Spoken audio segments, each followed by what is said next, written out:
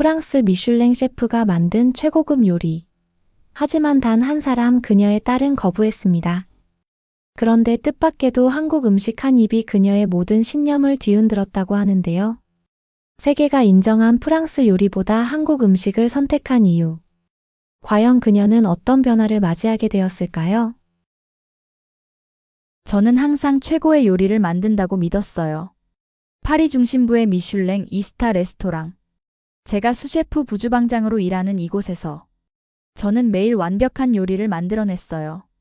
바삭하게 구운 오리 가슴살, 부드럽고 깊은 풍미의 트러플 소스, 입안에서 사르르 녹아내리는 푸아그라까지. 손님들은 감탄하며 접시를 싹 비웠고 셰프들은 제 손끝에서 탄생하는 요리에 박수를 보냈어요. 하지만 단 한 사람, 제 요리를 먹지 않는 사람이 있었어요. 바로 제 딸 소피아.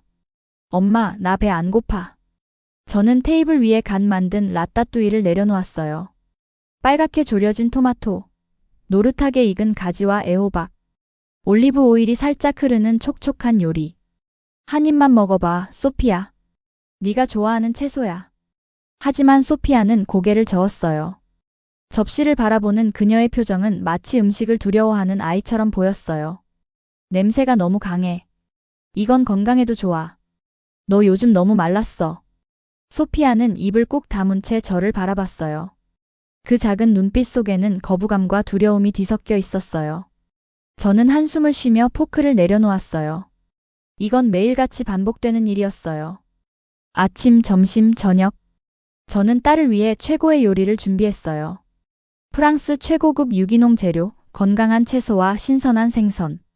하지만 소피아는 한 입도 먹지 않았어요. 의사 선생님, 도대체 왜 이러는 거죠? 저는 프랑스 최고의 소아과 의사 앞에서 답답한 마음을 털어놓았어요. 소피아는 나날이 더 마르고 창백해지고 있었어요. 그녀는 겨우 11살이었어요. 그래서 더더욱 불안했어요.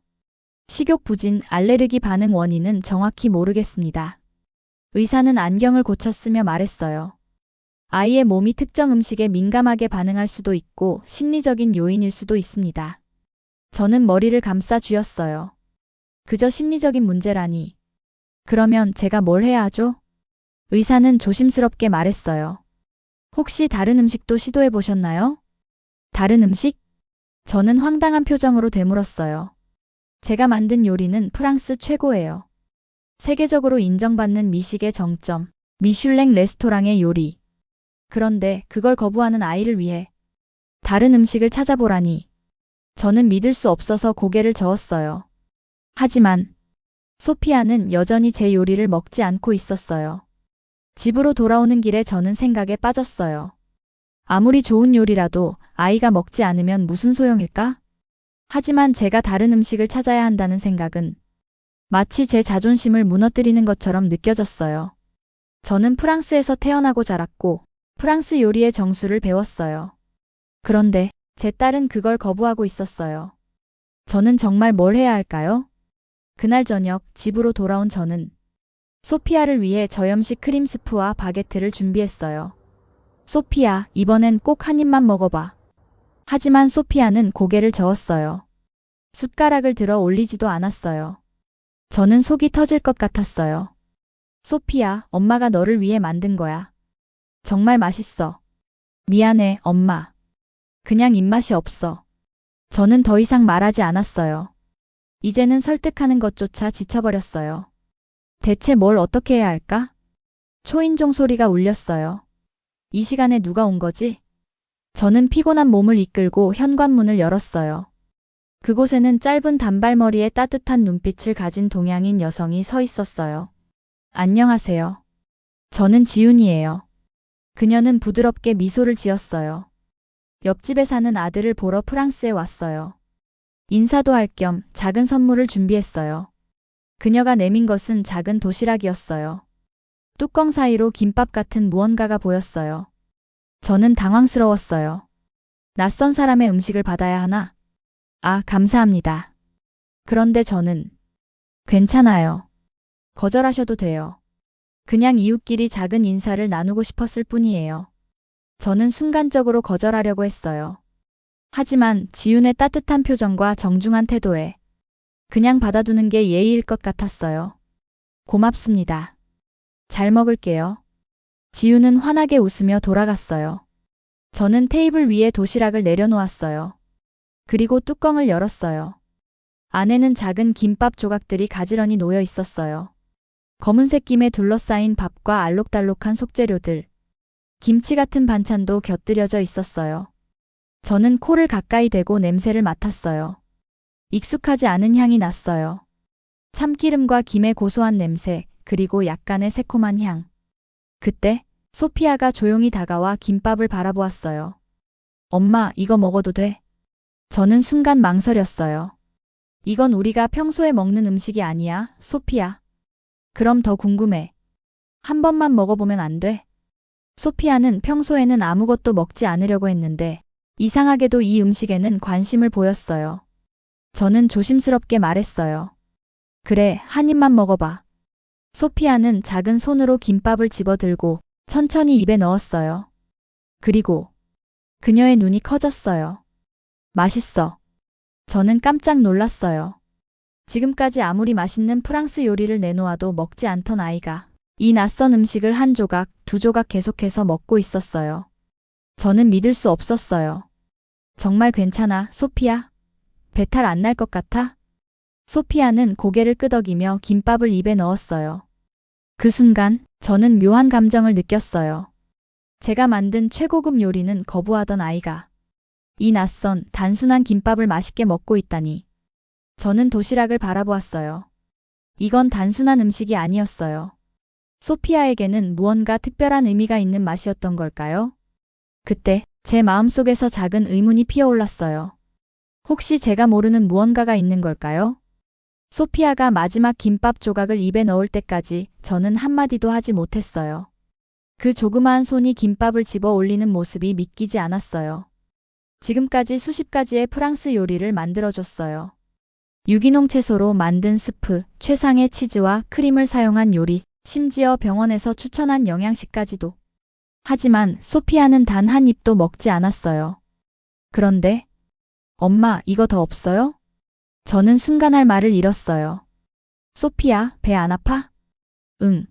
나 하나도 안 아파. 오히려 기분이 좋아. 이게 말이 되는 걸까? 제가 만든 음식들은 한 입도 못 삼키던 아이가 이 낯선 김밥을 먹고는 아무렇지도 않다니. 저는 지윤이 준 도시락을 다시 들여다봤어요. 단순한 김밥이었지만 어딘가 특별해 보였어요. 그 맛이 소피아에게는 달랐던 걸까? 아니면 제가 모르는 무언가가 있는 걸까? 그날 밤 저는 좀처럼 잠을 이루지 못했어요. 다음 날 레스토랑 주방에서 저는 손을 바쁘게 움직이며 점심 준비를 하고 있었어요.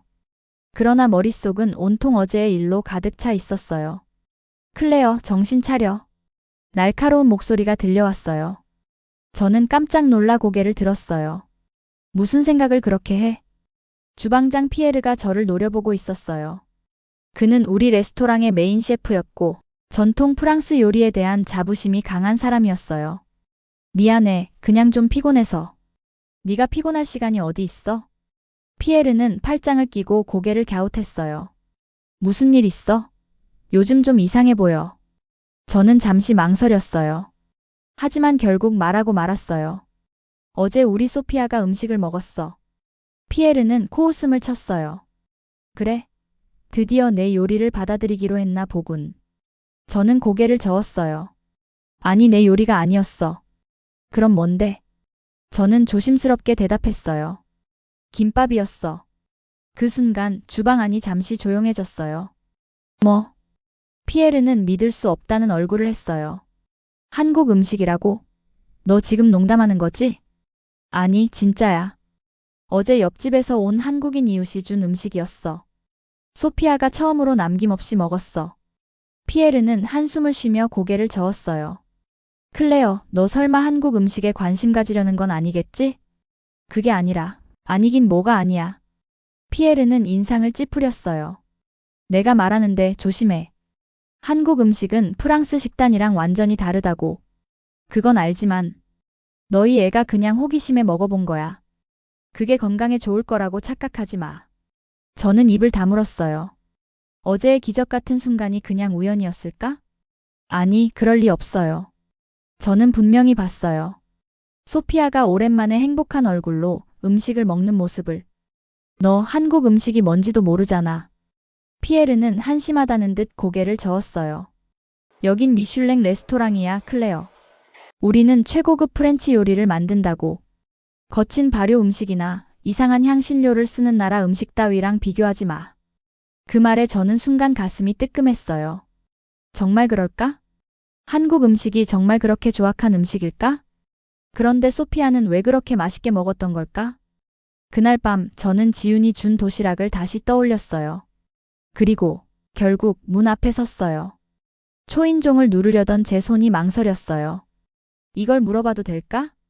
한국 음식이 뭔지 내가 직접 확인해봐도 될까? 저는 깊이 숨을 들이마셨어요.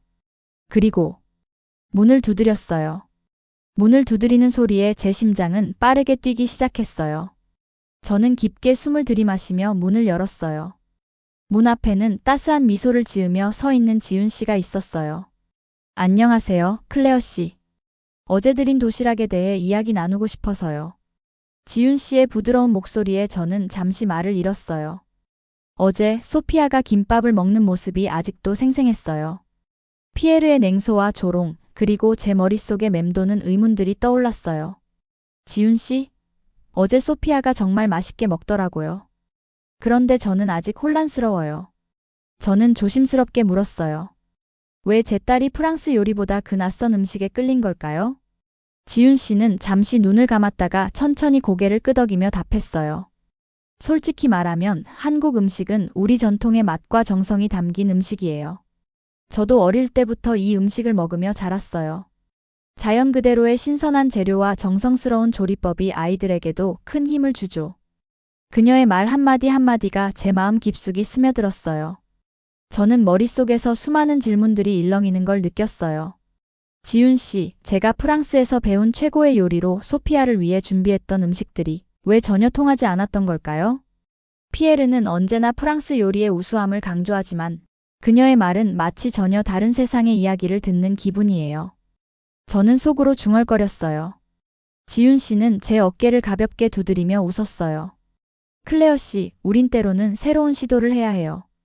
우리 음식 문화는 각기 다르지만 결국 사람에게 주는 행복과 건강은 같잖아요. 소피아 씨가 어제 그 맛을 느꼈다면 그건 단순한 우연이 아니라 특별한 인연이 있는 것 아닐까요? 그녀의 따뜻한 말에 제 마음은 조금씩 풀리기 시작했어요. 저는 문 앞에서 잠시 멍하니 서 있었어요. 저도 프랑스 요리에 자부심이 있지만 소피아가 이렇게 행복해하는 모습을 보니 다른 맛도 한번 시도해 볼 필요가 있을 것 같아요. 제 목소리는 약간 떨렸지만 진심을 담아 얘기했어요. 그럼요, 지윤 씨가 미소 지으며 말했어요. 내일 저녁 제가 집에서 간단한 한식 요리를 해드릴게요. 직접 재료도 보여드리고 왜 이 음식이 아이에게 좋은지 하나하나 설명해 드릴게요. 그러면 클레어 씨도 직접 보고 느낄 수 있을 거예요. 저는 지윤 씨의 제안에 안도의 한숨을 내쉬었어요. 정말 고마워요, 지윤 씨. 제가 요즘 너무 혼란스러워서 어쩌면 다른 길을 모색해야 할 때가 온 것 같아요. 제 마음 한켠에서는 새로운 시작에 대한 희망이 피어올랐어요. 지윤 씨는 제 눈을 바라보며 부드럽게 덧붙였어요. 우리 모두 배우고 변화할 수 있어요. 소피아 씨의 건강이 가장 중요하니까요. 프랑스 요리든 한국 음식이든 어떤 음식이든 사람의 마음과 몸을 채워줄 수 있다면 그것이 진정한 맛 아닐까요? 저는 그 말에 고개를 끄덕이며 과거의 자존심을 잠시 내려놓기로 결심했어요. 피에르의 냉소는 더 이상 제 마음을 지배하지 못했어요. 오히려 지윤 씨의 따뜻한 믿음이 제게 용기를 주었어요. 집으로 돌아서는 길에 저는 여러 가지 생각이 머릿속을 스쳤어요. 내일은 꼭 지윤 씨가 준비한 요리를 맛보자. 제 안의 의심은 서서히 희망으로 변해갔어요. 소피아의 건강과 행복을 위해서라면 저는 새로운 도전을 두려워할 수 없었어요. 지윤 씨와의 대화는 저에게 단순한 만남 이상의 의미를 주었어요. 그녀의 말 한마디, 웃음 한 조각이 저에게 잊고 있던 따뜻한 마음과 배움의 기쁨을 일깨워 주었어요. 저는 내일의 약속을 생각하며 조용히 속삭였어요. 새로운 맛, 새로운 시작이 곧 우리 가족의 이야기를 바꿀 거야. 그렇게 저는 문 앞에서 지윤 씨와의 대화를 가슴에 담고 또 다른 도전을 향한 첫 발걸음을 내디뎠어요. 저는 다음날 저녁 지윤 씨의 초대를 받아 그녀의 집을 찾았어요. 문을 열자 집안에는 낯설지만 따뜻한 향기가 가득 차 있었어요. 참기름의 고소한 냄새, 달짝지근한 간장의 향, 그리고 어디선가 퍼지는 깊고 진한 국물 냄새. 저는 문 앞에서 잠시 머뭇거렸어요.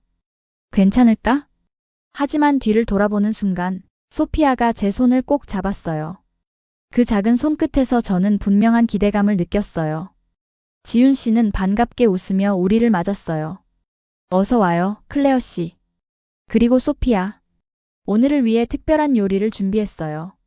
부엌으로 들어서자 식탁 위에는 다채로운 음식들이 놓여 있었어요. 김이 모락모락 나는 따뜻한 밥, 노릇하게 부쳐진 김치전, 색색의 채소가 어우러진 잡채, 그리고 깊고 진한 향을 풍기는 소고기 미역국까지. 저는 조심스럽게 말했어요. 이 모든 음식이 다 한국 음식인가요? 지윤 씨는 고개를 끄덕였어요. 네, 그리고 한식의 기본 원칙은 몸을 건강하게 하는 자연의 맛이에요. 인공 조미료 없이 신선한 재료 그대로. 저는 살짝 미간을 찌푸렸어요. 프랑스 요리도 자연의 맛을 중요하게 여기긴 해요. 하지만 이런 식의 조합은 처음 봐요. 이렇게 단순한 재료들로도 깊은 맛이 나올 수 있다니. 그때 소피아가 눈을 반짝이며 말했어요. 엄마, 나 배고파. 저는 순간 놀랐어요. 소피아가 스스로 배고프다고 말한 게 도대체 얼마만인가? 지윤 씨가 웃으며 수저를 건넸어요. 자, 소피아 먼저 한 입 먹어볼래? 소피아는 망설이지 않고 젓가락을 들었어요. 그리고 김치전을 한 조각 집어 입에 넣었어요. 저는 긴장된 눈으로 그녀를 바라보았어요. 한 입, 그리고 또 한 입. 소피아는 금세 두 번째 조각까지 집어들었어요. 맛있어. 바삭바삭하고 짭짤하고 엄청 맛있어. 지윤 씨가 미소를 지으며 저를 바라보았어요. 저는 당황스러웠지만 동시에 안도감이 밀려왔어요. 하지만 아직 확신할 수 없었어요. 저는 직접 맛을 봐야 했어요. 천천히 수저를 들어 미역국을 한 숟가락 떠서 입에 넣었어요. 순간 놀라운 맛이 퍼졌어요. 부드럽고 깊은 감칠맛, 짜지도 달지도 않은 자연스러운 국물의 맛. 소고기와 미역의 풍미가 입안 가득 퍼졌어요. 저는 믿을 수 없다는 듯 속으로 중얼거렸어요. 이게 이렇게 맛있을 수 있다고? 지윤 씨가 살짝 웃으며 말했어요. 미역국은 한국에서 생일이나 중요한 날에 먹는 음식이에요. 몸을 보호하고 회복하는 데 좋은 성분이 많죠. 저는 그 말을 곱씹으며 다시 한 입 떴어요. 이건 단순한 음식이 아니었어요. 마음이 담긴 음식, 사람을 위한 음식이었어요. 소피아는 어느새 밥 한 그릇을 거의 다 비웠어요. 저는 믿을 수 없는 광경을 바라보며 속으로 조용히 깨달았어요. 내가 그동안 뭔가 놓치고 있었던 건 아닐까? 이제는 더 이상 의심할 수 없었어요. 이 음식에는 특별한 힘이 있었어요. 저는 지윤 씨를 바라보며 말했어요. 나도 한식을 더 배워보고 싶어요. 그녀는 따뜻하게 미소 지었어요. 환영해요, 클레어 씨. 이제 진짜 새로운 여정이 시작되겠네요. 저는 조용히 수저를 쥔 손에 힘을 주었어요. 그리고 제 안에서 무언가가 바뀌기 시작했어요. 며칠 후 저는 레스토랑에서 피에르의 따가운 시선을 받으며 조용히 야채를 다듬고 있었어요. 클레어, 요즘 뭔가 달라진 것 같아. 그의 목소리는 날카로웠어요. 요즘 네가 집중을 못하는 것 같아서 말이야. 저는 손을 멈추고 그를 바라보았어요. 그의 팔짱 낀 자세, 살짝 찡그린 미간, 그리고 저를 향한 의심 어린 눈빛. 그럴 리 없잖아, 피에르. 난 여전히 최고의 요리를 만들고 있어. 그는 코웃음을 치며 도마 위를 힐끗 쳐다봤어요. 그런데 너 요즘 한국 음식에 관심 있다면서? 순간 주방이 조용해졌어요. 다른 셰프들도 우리의 대화를 엿듣고 있는 듯 했어요. 저는 조용히 숨을 들이마시며 대답했어요. 그래. 한식에 대해 배우고 있어. 피에르의 얼굴이 굳어졌어요. 클레어, 너 제정신이야? 미슐랭 레스토랑에서 프랑스 요리를 연구해야 할 사람이 갑자기 한국 음식을 배운다고? 저는 그의 시선을 피하지 않았어요. 내 딸이 처음으로 음식을 즐겨 먹었어. 그동안 아무것도 못 먹던 아이가 한식 덕분에 건강을 되찾고 있어. 피에르는 비웃듯 고개를 저었어요. 그건 그냥 기분 탓이야. 아이들은 원래 새로운 음식에 호기심을 가지는 법이지. 저는 순간 욱하는 감정이 올라왔어요. 기분 탓이라고? 저는 손을 꼭 쥐었어요. 그럼 피에르, 내 딸이 프랑스의 최고급 요리는 거부하면서 왜 한식은 스스로 찾아 먹었을까? 왜 그렇게 오랫동안 아팠던 아이가 이제야 기운을 차리고 있을까? 피에르는 대답하지 않았어요. 그저 불쾌한 얼굴로 저를 노려볼 뿐이었어요. 한식은 단순한 음식이 아니야. 저는 조용하지만 확신에 찬 목소리로 말했어요. 그건 몸을 위한 음식이고 사람을 위한 음식이야. 나는 그동안 요리라는 걸 너무 좁은 시각으로 바라봤어. 그 순간 주방 안이 고요해졌어요. 다른 셰프들도 저의 말을 곱씹는 듯 했어요. 피에르는 결국 한숨을 쉬며 고개를 저었어요. 그래, 네가 그렇게 생각한다면 뭐라 할 순 없지. 그는 여전히 못마땅한 얼굴이었어요. 하지만 기억해둬. 여긴 프랑스야. 미슐랭 레스토랑에서 한국 음식이 받아들여질 거라고. 너 혼자 착각하지 마. 저는 조용히 웃으며 대답했어요. 그럼 내가 직접 증명해 볼게. 그날 밤 집으로 돌아온 저는 부엌에서 조용히 칼을 들었어요. 그리고 지윤 씨가 알려준 레시피를 떠올리며 천천히 재료를 손질하기 시작했어요. 양파를 썰고 당근을 채 썰고 고소한 참기름을 두른 팬에서 야채를 볶아냈어요. 소피아가 조용히 부엌으로 다가왔어요. 엄마, 오늘 뭐 만들어? 저는 미소 지으며 대답했어요. 오늘은 잡채를 만들어 볼 거야. 소피아의 눈이 반짝였어요. 그거 전에 지윤 이모가 해줬던 음식 맞지? 저는 고개를 끄덕였어요. 그래. 이번엔 엄마가 직접 만들어 볼게.